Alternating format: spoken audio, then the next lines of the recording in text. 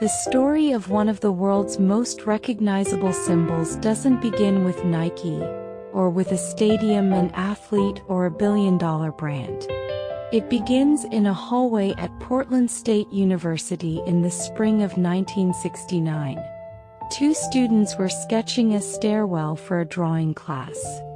One of them mentioned she couldn't afford to take oil painting, the brushes, the canvas, the supplies. Her husband had just returned from the Coast Guard and they were both in school. 15 minutes later, a tall man in a blue suit walked past. He stopped. "I overheard your conversation," he said. "I have some projects if you need money." His name was Phil Knight. At the time, he was teaching accounting classes to make extra income himself. He co-owned a small company called Blue Ribbon Sports that imported running shoes from Japan. The student's name was Carolyn Davidson.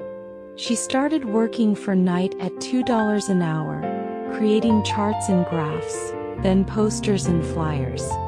In early 1971, Knight approached her with something different.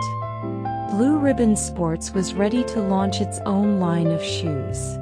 They needed a logo, something the industry called a stripe, a mark that suggested motion, something that didn't look like Adidas or Puma. And they needed it fast. Davidson worked on tissue paper, sketching smooth curves over drawings of shoes. She submitted 5 designs. She wasn't entirely happy with any of them, but there was one she liked best, a simple, fluid shape that suggested a wing in motion. Knight looked at the options and pointed to that one. "I don't love it," he said, "but maybe it will grow on me." Davidson billed him for 17.5 hours of work. $35. She had no idea what to charge. She had taken design classes but knew nothing about the business side. That June, the swoosh was trademarked. By 1972, Blue Ribbon Sports had become Nike Incorporated, named after the Greek goddess of victory.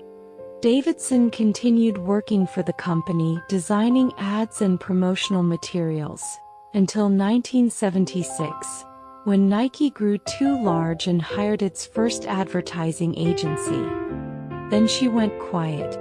The swoosh appeared on shoes worn by athletes around the world. And it became shorthand for ambition, for movement, for victory itself. But Carolyn Davidson's name remained largely unknown.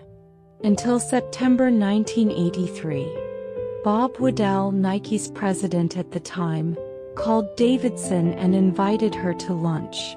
When she arrived, the room was full of Nike employees. There was food, celebration, and chocolate swooshes for dessert.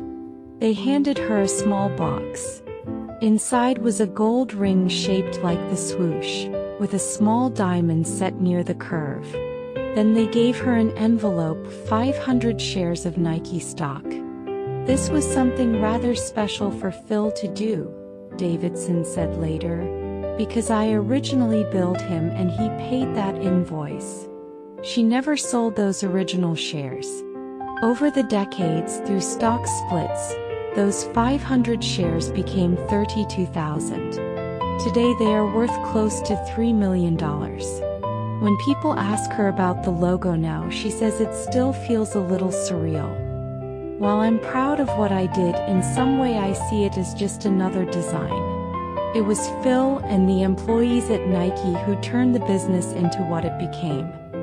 In 1995, Nike removed the word Nike from the logo entirely. The swoosh now stands alone, unchanged from the shape Davidson drew on tissue paper in 1971. She's known today as the Logo Lady. She retired in 2000 and spends her time on hobbies and volunteer work, quietly out of the spotlight. And somewhere on her hand she still wears that gold swoosh ring, the one with the small diamond, a reminder that sometimes, the work you do when no one is watching can touch the entire world. Not because you meant it to, but because you did it well.